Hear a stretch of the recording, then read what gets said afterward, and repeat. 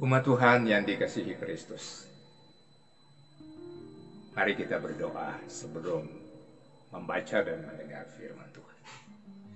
Tuhan Yesus Kristus, layakkanlah kami untuk memberitakan firman dan layakkanlah kami untuk mendengar firman itu, supaya kami hidup sesuai dengan firman.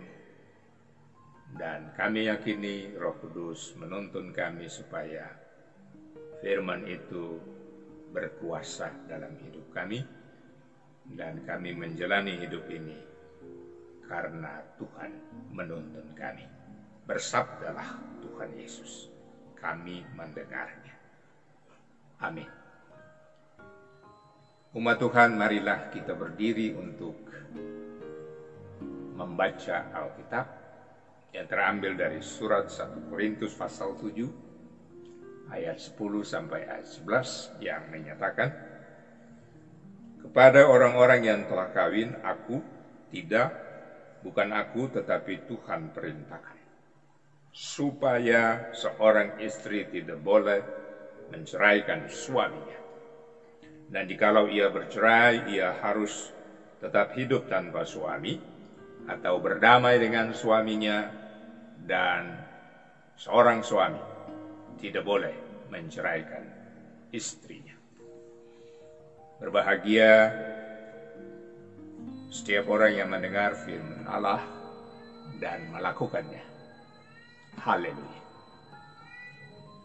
Saudaraku yang dikasihi dalam Kristus, dalam hidup ini persoalan bisa saja terjadi, karena manusia, karena kita tidak sanggup menguasai diri kita atau mengendalikan diri kita. Nasihat ini disampaikan oleh Rasul Paulus ketika menghadapi jemaat di Korintus. Apa yang terjadi di sana? Persoalan kehidupan suami istri menghadapi ancaman karena praktek percabulan yang dilakukan. Dapat saudara membaca itu seluruhnya dalam pasal 5 dan 6. Dan pada pasal yang ke-7, pada ayat 2, itu ada nasihat tentang bahaya percabulan. Saudaraku, tentu ada penyebabnya. Pengaruh yang kuat terjadi di Korintus karena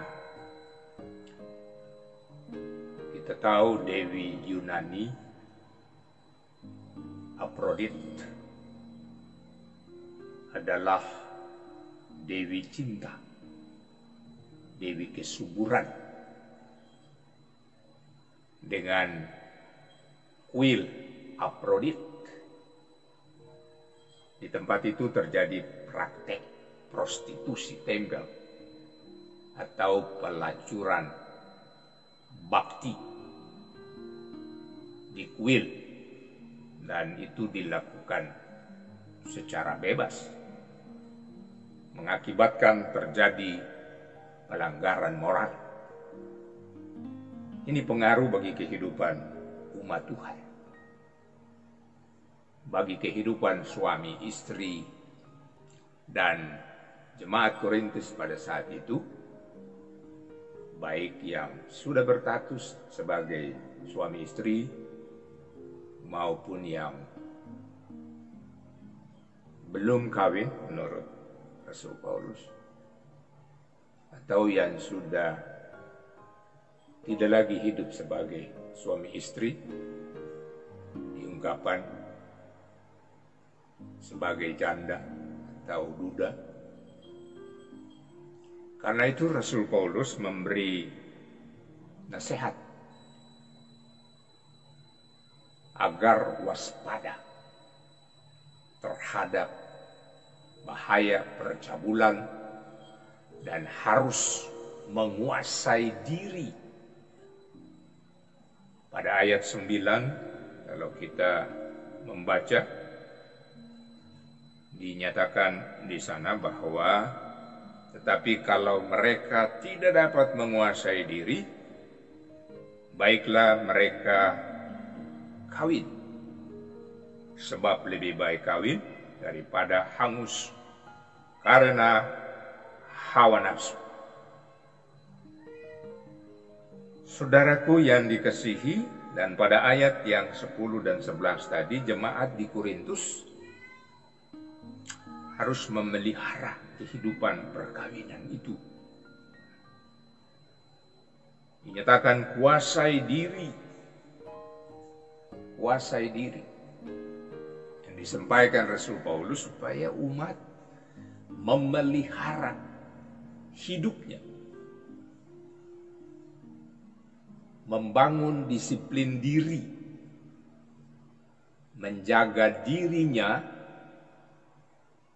untuk melakukan hal-hal yang baik menurut Kristus. Jadi ketika dia menguasai diri, artinya hidupnya itu harus berjalan sesuai dengan firman Tuhan.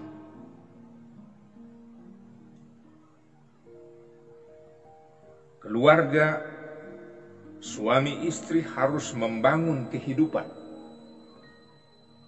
akrab di dalam Kristus. Kata firman Tuhan dalam 1 Petrus 4 ayat 7, kesudahan segala sesuatu sudah dekat.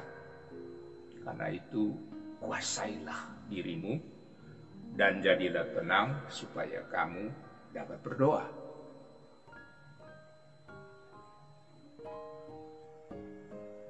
Yang diungkapkan di sana, kuasai dirimu.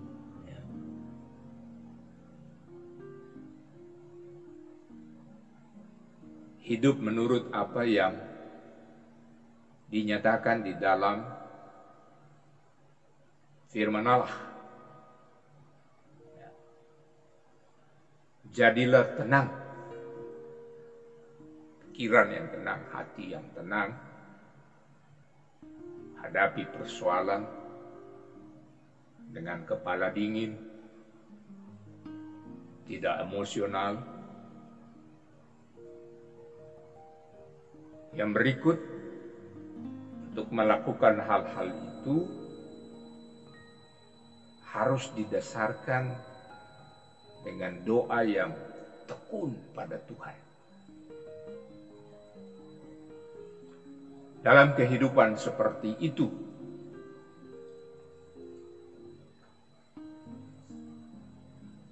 sesungguhnya Rasul Paulus ingin menyatakan kepada jemaat di Korintus supaya mereka mengevaluasi diri sambil membangun nilai-nilai positif dengan sikap saling mengasihi,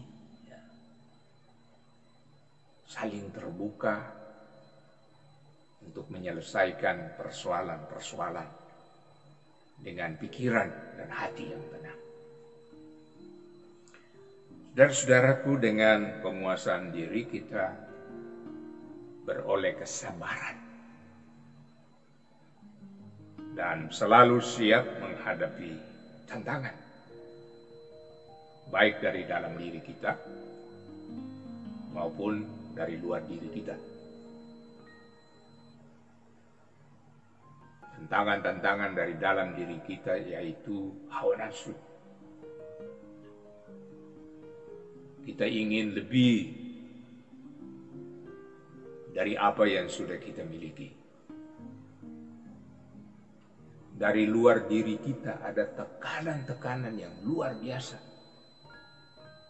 terhadap kehidupan ini.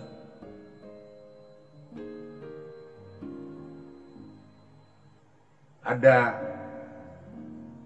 kondisi di mana ditawarkan hal-hal yang menyenangkan hati dan pikiran kita. Tetapi tawaran-tawaran itu membawa malapetaka. Dikatakan oleh Rasul Paulus bahwa umat itu harus waspada karena ada tantangan-tantangan yang besar dalam kehidupan yang mendorong kita dikala kita tidak sanggup menghadapinya atau kita jauh dari Tuhan, kita pasti tergoda. Oleh karena itu harus siap hadapi tantangan itu. Baik dari dalam tadi dikatakan maupun dari luar diri kita. Dan benteng satu-satunya untuk menghadapinya itu adalah seperti yang dikatakan tadi, kuasai diri, dekat dengan firman, itu cara kita menguasai diri, tetap tenang, hati dan pikiran, konsentrasi pada firman supaya firman itu mampu dilaksanakan, dan berdoa, punya sikap penyerahan diri pada Allah. Dekat dengan Tuhan setiap saat. Minta pertolongan, minta petunjuk dari Dia. Dia mampu memberikan pertolongan itu kepada saudara dan saya. Letakkan pengharapan. Di saat-saat seperti itu, kita datang kepada Tuhan, kita berserah, kita memberi diri untuk Tuhan, dan Dia pasti memberi jalan keluar dan memberi kepastian kepada kita. Menguasai diri adalah hidup di dalam Tuhan, di dalam Kristus. Kalau orang hidup di dalam Kristus, pasti ia memperoleh kebahagiaan. Dan kebahagiaan satu-satunya itu adalah di dalam iman kepada Yesus. Kebahagiaan itu kita alami di dalam Kristus. Dan di dalam Kristus kita beroleh selamat. Orang yang mengalami keselamatan di dalam Kristus adalah orang yang hidup dalam penguasaan diri. Tuhan beri selamat bagi kita semua. Pelihara kasih persaudaraan. Pelihara kehidupan suami istri. Pelihara kehidupan keluarga. Dan kuasailah dirimu di dalam Kristus. Amin.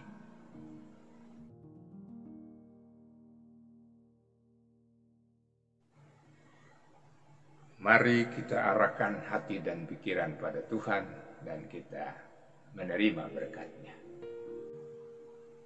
Damai sejahtera Allah yang melampaui segala akal akan memelihara hati dan pikiranmu dalam Tuhan Yesus Kristus. Amin.